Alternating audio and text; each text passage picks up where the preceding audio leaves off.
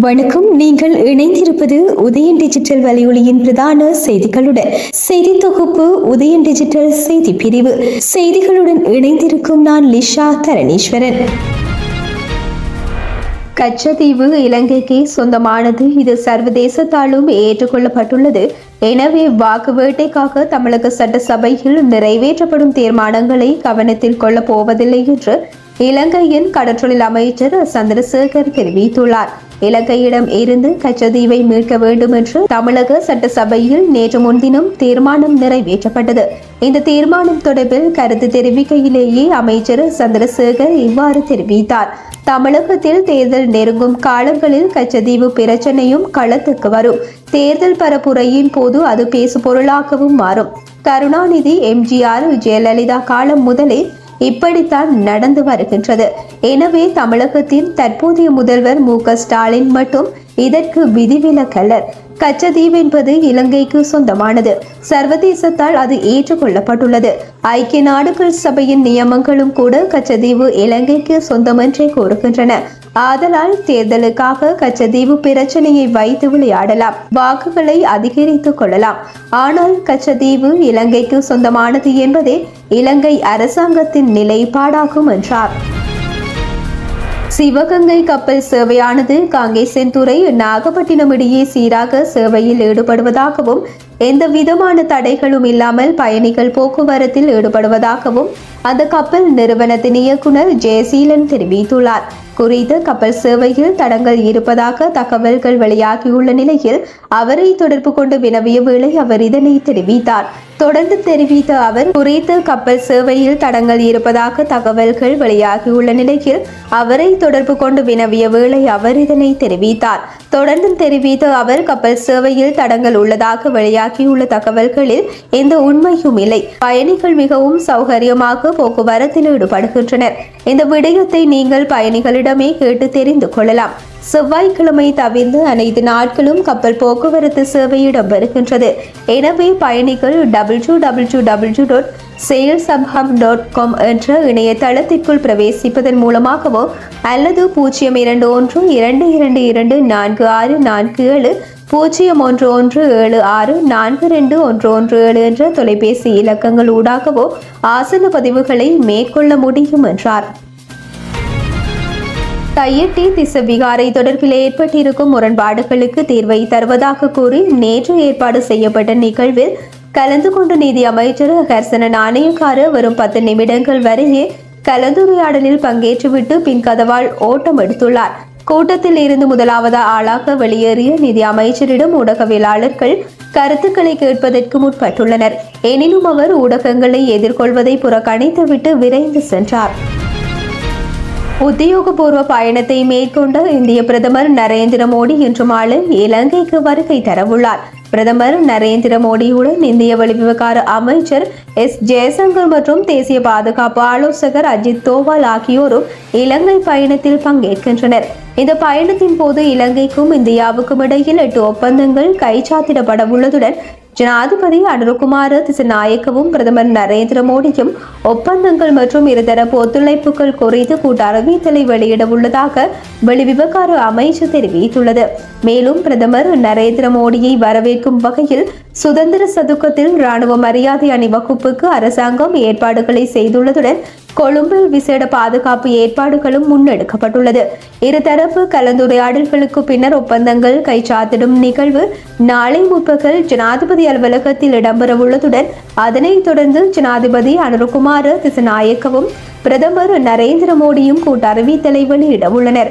பாதுகாப்பு ஒத்துழைப்பு, திருகோணமலை எண்ணெய் குழாய் திட்டம் மற்றும் தொழில்நுட்ப பரிமாற்றம் உள்ளிட்ட பல துறைகளை உள்ளடக்கிய வகையில் 8 ஒப்பந்தங்களும் கைச்சாத்திட உள்ளது.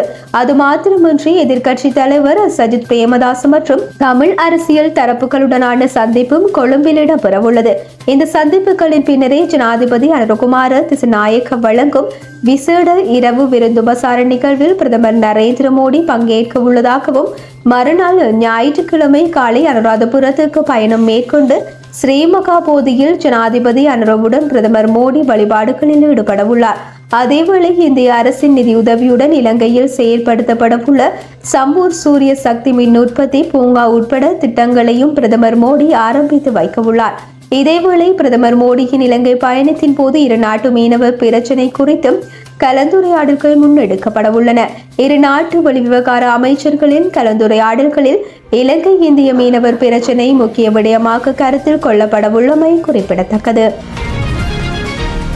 பெரும் சர்ச்சைகளுக்கு மத்தியில் தலைமறைவாக வாழ்ந்து வரும் நித்யானந்தா தான் உயிருடனும் நலமாகவும் மகிழ்ச்சியாகவும் இருப்பதாக தெரிவித்துள்ளார். கடந்த 3 நாட்களுக்கு முன்னர் நித்யானந்தா உயிரிழந்து விட்டதாக செய்திகள் வெளியாகி இருந்த பின்னணியில் அவர் இந்த அறிவிப்பை வெளியிட்டுள்ளார்.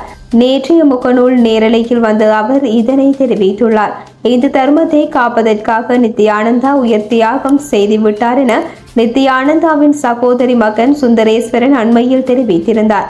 இந்த நிலையில் தான் உயிருடனும் நலமாகவும் மிகவும் மகிழ்ச்சியாகவும் இருப்பதாக தெரிவித்த அவர் நேற்று அதிகாலை 4:39 மணியளவில் நான் உயிரோடு ஆரோக்கியமாக மகிழ்ச்சியாக இருக்கின்றேன். கடைசியாக வெளியிட்ட காணொளி பழையது. கடந்த 2 ஆண்டுகளாக இந்து சாஸ்திரங்களுக்கான உலகின் முதல் ஆன்மீக AI செயலியை உருவாக்கும் பணியில் ஈடுபட்டிருந்தேன். அதனால் நேரலையில் வருவதை குறைத்து கொண்டேன். மற்ற நாடுகளின் உள்நாட்டு பிரச்சனைகள் பற்றி கேள்வி கேட்பார்கள் என்பதால் மட்டுமே நேரலையில் பேட்டி கொடுப்பதை தவிர்க்கின்றேன். கைலாசா பற்றியும் என்னை பற்றியும் கேட்டால் எப்போதும் பதில் தர காத்திருக்கின்றேன். பல பேர் கைலாசாவை கட்டுப்படுத்த நினைத்தாலும் அவர்கள் நினைக்கும் போக்கிலே கைலாசாவை நடாத்த நினைத்தாலும் அது நடக்காமல் போவதால் அவர்களுக்கு ஏற்படும் கோபம் அவர்கள் நடத்தும் தாக்குதல்களை நான் அறிவேன். எவ்வாறாயினும் அண்ணாமலையார் சொல்வதைத்தான் செய்வேன் என்றார். அமெரிக்க ஜனாதிபதி டொனால்ட் ட்ரம்ப் அறிவித்துள்ள புதிய வரிகள் உலகம் முழுவதும் உள்ள மில்லியன் கணக்கான மக்களுக்கு மோசமான விளைவுகளை ஏற்படுத்தும் என ஐரோப்பிய ஒன்றியத்தின் தலைவர் உர்சுலா வான் டெர் லெயன் தெரிவித்துள்ளார். சீனா ட்ரம்பின் நடவடிக்கைக்கு எதிராக பதில் நடவடிக்கைகளை எடுக்க உள்ளதாக தெரிவித்துள்ள அதே நேரம் நோக்கத்துடனும் உறுதியாகவும் செயற்பட வேண்டும் என கனடா பிரதமர் மார்க் கார்னே தெரிவித்துள்ளார்.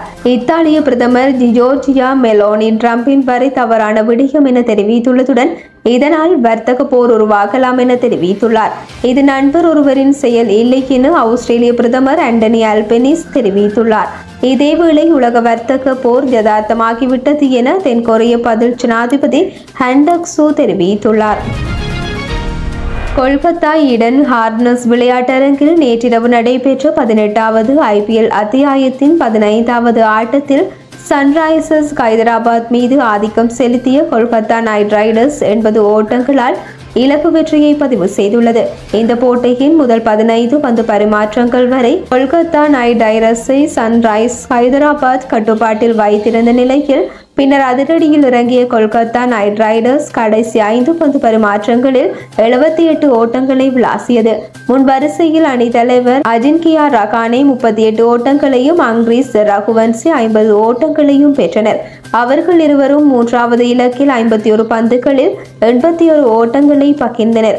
தொடர்ந்து வெங்கடேஷ் ஐயர், ரிங்கு சிங் ஆகிய இருவரும் 5வது இலக்கில் 41 பந்துகளில் 91 ஓட்டங்களை பகிர்ந்து அணியை சிறந்த நிலையில் இட்டனர்.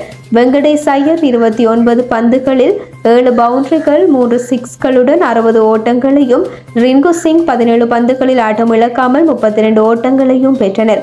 பதிலுக்கு துடுப்படுத்தாடிய சன்ரைசர்ஸ் ஹைதராபாத் 16.4 பந்து பரிமாற்றங்களில் சகல இலக்குகளையும் இழந்து 120 ஓட்டங்களை பெற்று தோல்வியடைந்தது.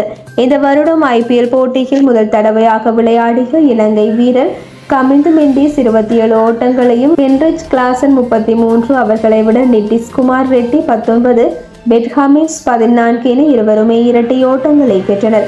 பந்து வீச்சில் வருண் சக்கரவர்த்தி 22 ஓட்டங்களுக்கு 3 இலக்குகளையும், வைபவ் அரோரா 29 ஓட்டங்களுக்கு 3 இலக்குகளையும் கைப்பற்றினர்.